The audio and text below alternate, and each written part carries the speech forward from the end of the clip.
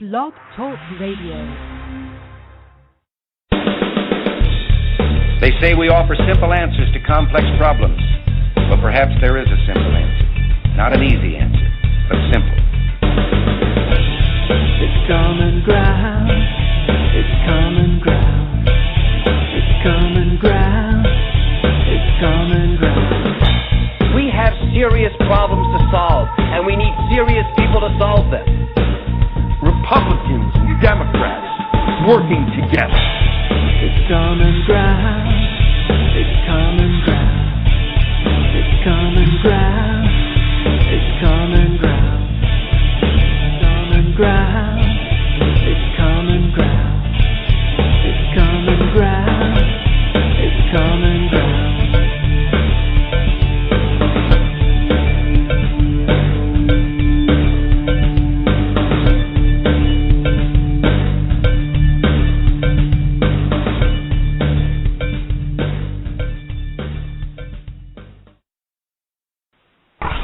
You guys are listening to Finding Common Ground. Hosting is my dad, Double R, and his friend Dave. And for the record, my dad says he's cranky. He is not lying at all. Right here on Common Ground Radio. All right, folks, and we are back. Dave is with us, and now show is Sherri. So I'm going to bring Dave over first for just a second so we can all point and laugh for him coming in late. Just kidding.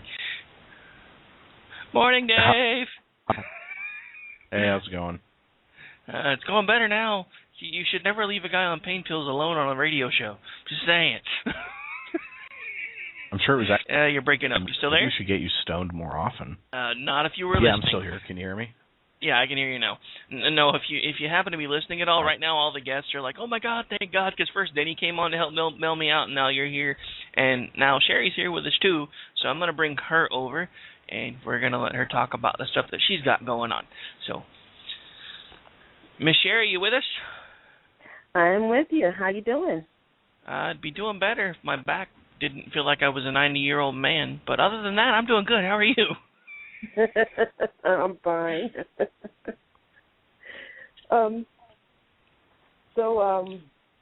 What you want me to just go into the charity thing this morning, or? Yeah, tell us about it. What's the deal behind it? Where'd you get the idea? Yada yada. Okay. She said yada well, yada. I was working for an airline, and this past May, and as we know that in Oklahoma we've had a pretty busy tornado season. While we were at work, we got the buzz on our phones, and they pulled us all off the phones to go into the offices in the middle and wait over this tornado that was coming our direction. Well, the tornado missed us, and it headed east, and it went towards Moore, and it took out a nice chunk of Moore. And I was very affected by it, especially when I heard that the babies were killed while they were at school. It's taken me some time to figure out what I wanted to do, because the call center at the airline wasn't exactly something that I wanted to spend the rest of my life doing. During the summer, I've heard of other organizations that were trying to get money together to install the tornado shelters in the schools, and some of them were taking kickbacks from the donations, and some of them were just basically using it for to get votes. And and I think this is something that's too serious of a subject to pick at or to use as an avenue to get rich from. So I designed my own charity. It's called the TSFO, and it's just simply called the Tornado Shelter Fundraising Organization. We are just raising money just so we can install the shelters in all the schools throughout the entire state of Oklahoma, not just the Oklahoma City area, because there are a lot of schools out there that do need that type of help. And one of the charity organizations were trying to use, I believe it was excise taxes or something of that particular nature. And, not every county has that type of tax, so those schools are going to be left out in the loop. And this is another reason why I chose to do the entire state. We do have an event coming up January 11th. It's going to be a concert/mass workout.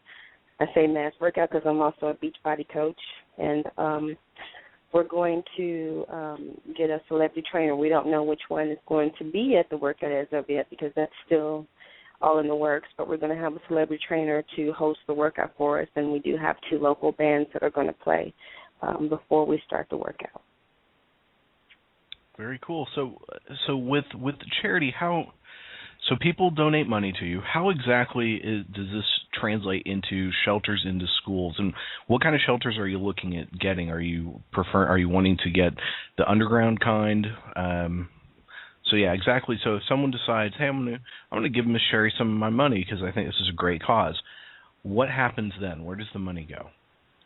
The money goes straight to the organization until we're able to find a contractor who can suit our needs. And not every school, not every area can have an underground shelter because of flooding, number one.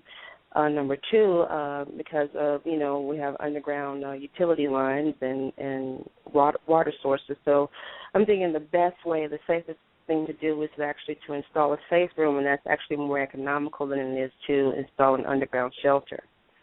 With an underground shelter, you're looking at a cost anywhere up to $125,000 to $300,000, depending on the size of the school and the amount of people that need to be in it.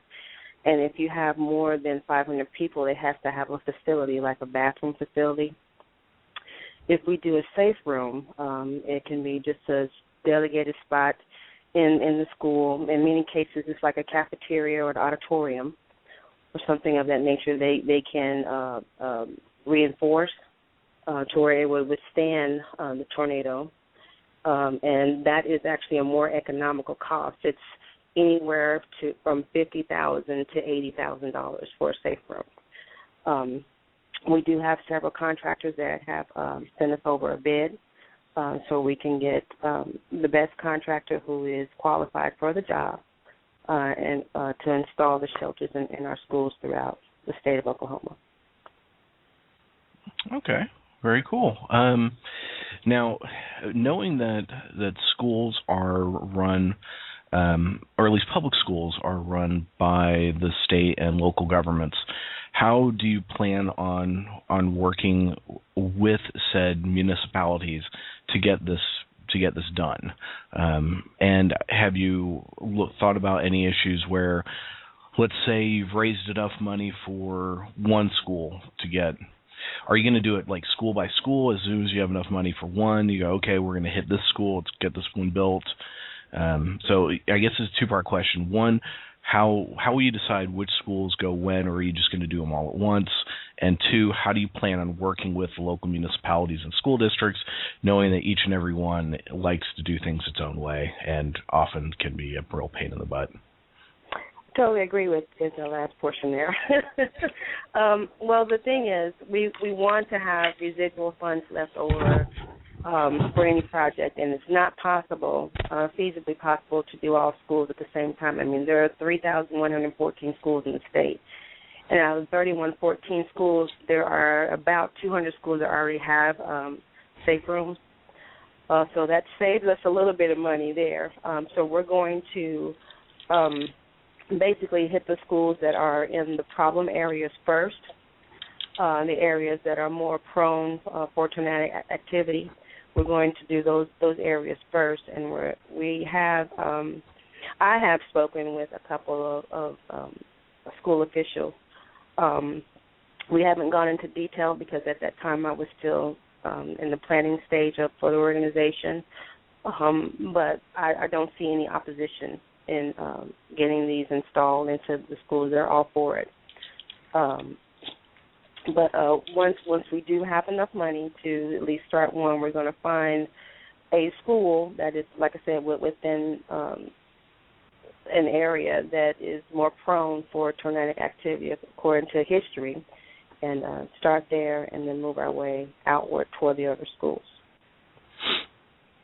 Okay. And which, if I may ask, which school districts have you spoken with so far? Have you mostly been talking to the ones like in the South Side, Oklahoma City, more Norman area? It's mostly the Oklahoma City Public School District were the ones that I have been speaking with. Okay. I have spoken with a representative in the Wynwood public school system, and I wrote it down somewhere. I have slept since then. I'm so sorry. Forgive me. They're okay. out in the She obviously hasn't listened to this show very much. There's nothing to forgive. Just saying. They're out there. They're out there toward Enid, Stillwater and Enid area. I can't think of the name of the school district out there, but I have spoken with a representative there as well, just to get an idea. But like I said, I have absolutely zero opposition in getting this done, and we're all thinking the same thing: by any means necessary, as soon as possible. You know, I mean, we've got tornado season in Oklahoma 10 months out of the year, so we need to stop talking about it and get something done. You know, that's just me. I'm a doer. See, yeah, you and I have had that conversation before. One of the things that annoyed me to a point is, you know, the Missouri area was hit not too long ago with tornadoes, and they don't get them that often.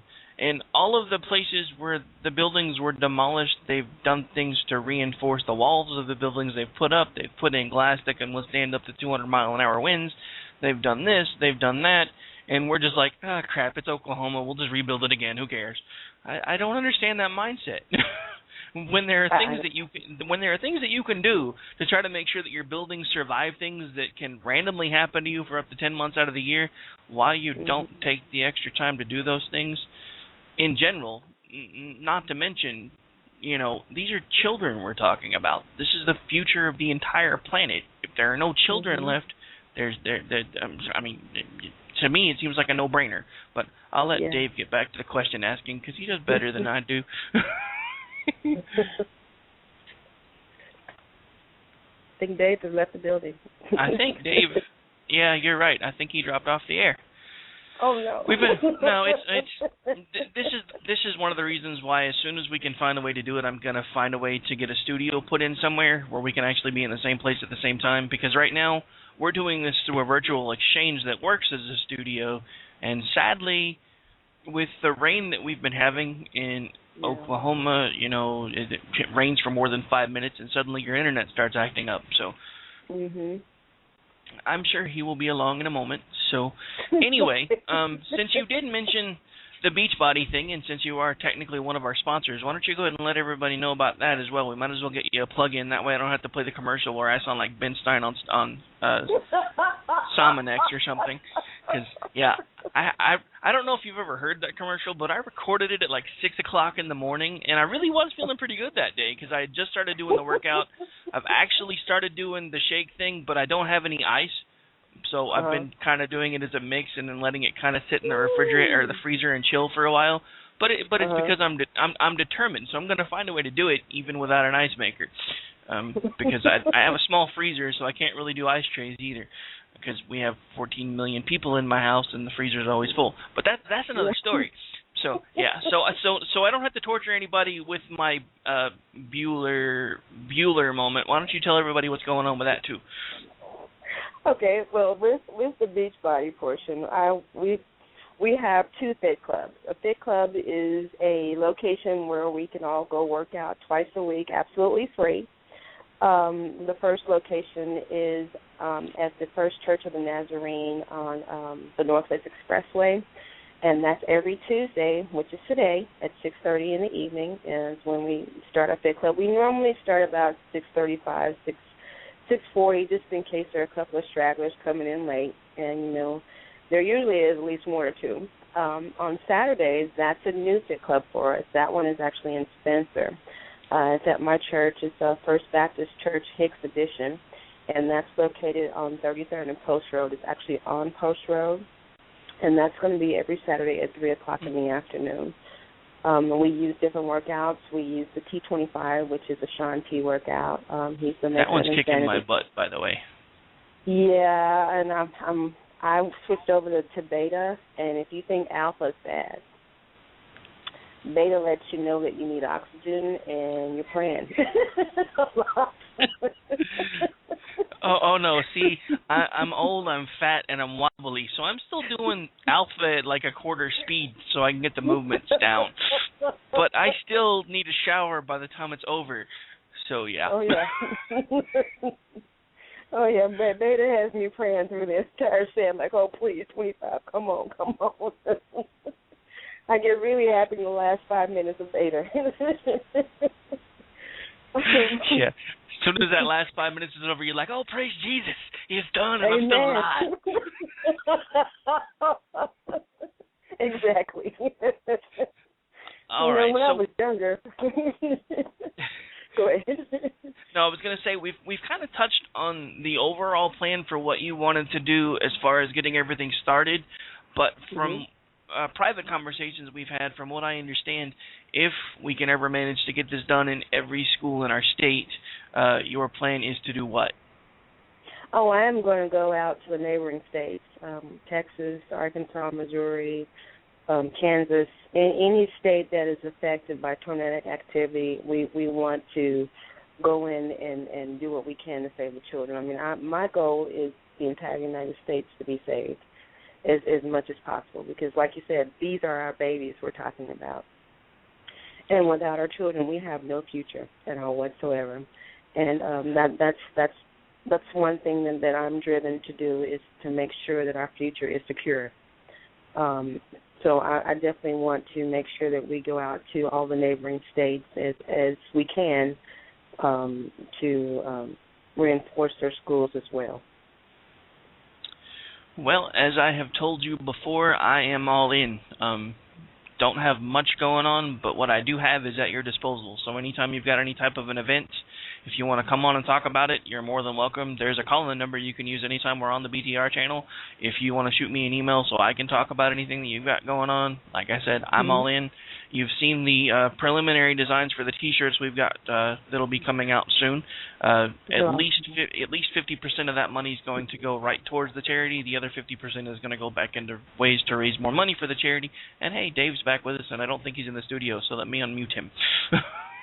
Hey, sorry about that, guys. Yeah, that's all right. Love it. Yeah, well, it's Oklahoma, and it rained last night. I knew this was going to be a bad day to do an internet show.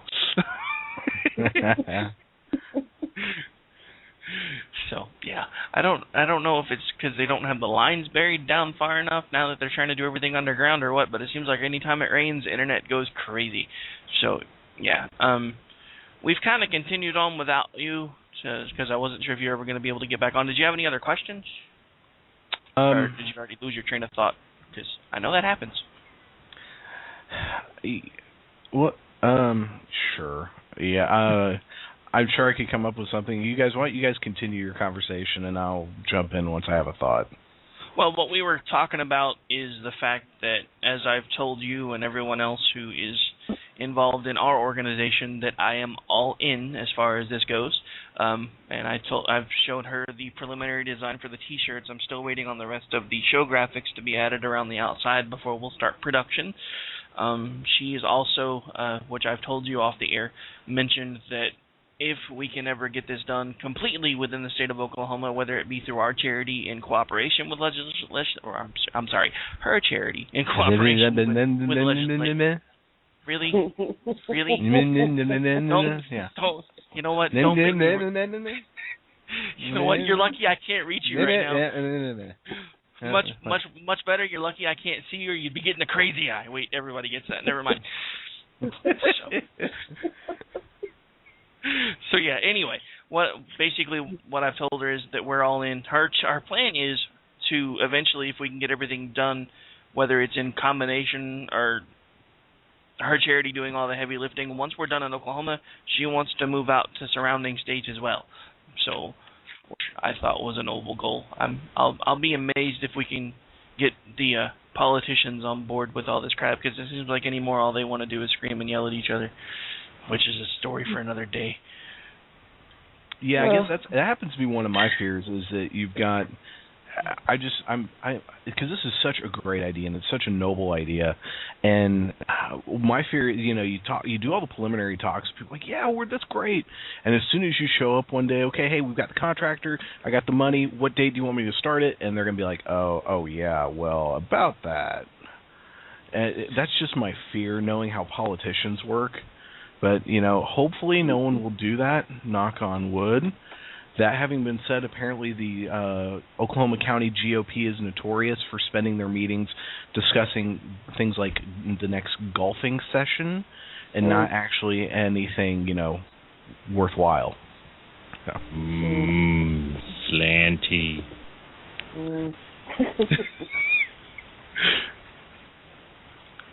That's about how I feel about the local GOP right now. So. Oh no! I mean, I'm completely well aware that they're obviously. I mean, come on, who could be a fan of either party right now? Let's be honest. They all act like a bunch of children. No, don't insult children, please. I guess you do have a point there. God. I just say let's get rid of all of them and start over again. Amen. Throw them all out and start all over again. The sad part is they're still going to get their wages, whether they're in office or not, because they're an elected official. But, yeah, don't even get us started on that stupidity.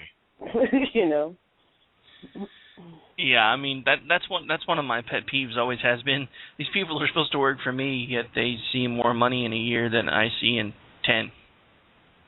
We see more money in a couple hours than what we see in 10. Hey, I was trying to be optimistic here, ma'am. Don't burst my slanty one-sided bubble. Shoot, they probably, most of the ones in Washington, I would venture to say they make more money in a year than I've made in my entire lifetime. Wow. Well, that's because you have a generational stereotype to uphold, sir. Among other things.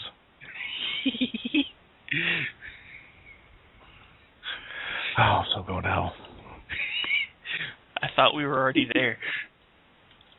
Probably what it's going to look like. Actually, what's going to happen is I'm going to die. I'm going to show up.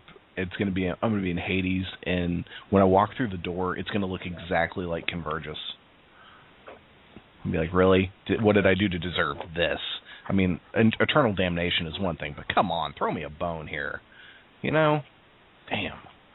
Could it be Satan? So, Sherri, one question. You mentioned that you're wanting to go to the areas that have been hit the most. Have you done any research on to find statistically what are the areas that seem to get hit? Because it's one thing, we can all kind of look at the news and go, oh my God, more gets screwed every time there's a tornado, but I'm sure there's actual data out there, considering we have a lot of really good meteorologists in the state. Have you looked in any of that data to find the areas that really do get hit the most, so you know which ones to go to? And as a follow-up to that, are there plans to maybe hit some of the more rural areas first, since they don't have theoretically as much funding as the metropolitan areas? Well, the rural areas are one of my main concerns right there because of the funding situation, and some of them are in need of brand new schools, and their district is some of their districts are planning to build new schools or reinforce the buildings that they have now. So that's one of the projects that we want to meet at the same time that they are going to do the rebuilding or restructuring of the schools, and see if there's something that we need to do to add to it to ensure that they have the safety, the shelters there. As far as the research, I have not personally done any research, but I do have a contact who is a part of the organization, and she is in charge of research herself. Right now, because it's less than 3 months for the fundraiser, this is where all of our efforts are going, because we've got 1,200 tickets to sell in less than 3 months. Oh, my. So right now, all of our efforts are on the fundraiser first, and once we get that fundraiser to be a success, and I'm speaking positive, we are going to go more into semantics, because, money talks, And when you don't have any money and you're talking to other people, they're not taking you as seriously as what they should. So, well, sorry, I didn't mean to cut you off. There was a pause there. And it's kind of hard to tell since we're not all together in the studio. But one of the things that I did want to let you know, and Dave can attest to this, research is one of the things that I do pretty well. So if you need any help with that, I would be more than happy to. Also, before I forget, we do have a musical guest coming on Friday who I've been speaking with behind the scenes, who might be interested in helping to contribute, if in not this particular upcoming event, maybe the future ones. But once I've fleshed more of that out with him Friday, because I'm going to put him on the spot on the air, so he can't say no because I'll have to record it. That sounds wonderful. I mean, anyone who wants to volunteer their time to help us out with this charity event would be awesome. And this is excellent publicity for them because, you know, there are going to be a lot of corporations there. And corporations have galas and all kinds of parties. And, I mean, there are going to be a lot of people there, obviously it's 1,200, you know, who may want to have a band at a party or whatever. So, I mean, this is an excellent advertising. My brain is so dead. It's an excellent moment to advertise their skills on stage, so they can like some nunchuck skills. Yeah. Get more gigs. You know? Yeah. Yeah, my brain is so dead. Dave, you are not right in the head, all sir. night. Now, it's dim and blinking, but it's on. Okay, so another thing that I've mentioned before, if you want to get me a hard copy of all the details as far as if you know where this event is, where this event's going to be, cost, all that fun stuff, I can put everything, because we have several different blogs that we all contribute to, and we are contributors to a free press paper.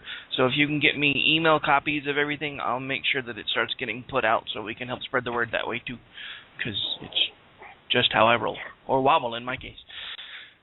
Yeah, I can email it to you, and I can also tell you now, since you said this is going to be taped, it's going to be January 11th at 3 o'clock. It's going to be at the Chevy Event Center, which is formerly the Coca-Cola Event Center.